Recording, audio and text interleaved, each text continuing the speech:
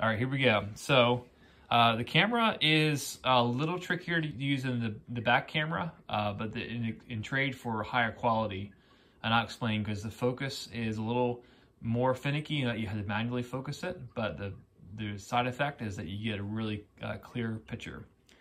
So let me show you two ways to focus it. The first one is the manual focus. It's what I prefer because it's quieter and you can actually get pretty fast with it. So you can see from the back of the screen, it's really out of focus right now. I'm looking at my backyard. You're gonna grab the focus ring, which is the ring furthest away from the body of the camera, and you're gonna twist it. And I'm turning it counterclockwise, but it depends on which way you're gonna turn it based upon where you're focused. Now, you may say, wow, it's kind of hard to see what's in focus. So let me show you a little trick. You can press the set button once to do 5x zoom, and the set button again to go 10x, so you can see that. And then I can really tell really quickly. Now, a little shaky, sorry. My tripod's not too sturdy here.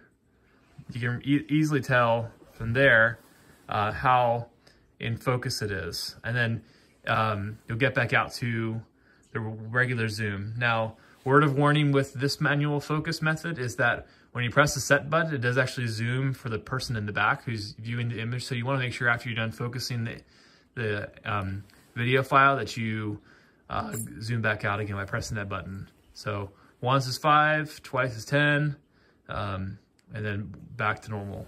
So again, you're focusing by turning the outer ring, the ring furthest away from the body of the camera, until you see it sharp. And I'm using, I'm gonna move the camera over here. This is my window.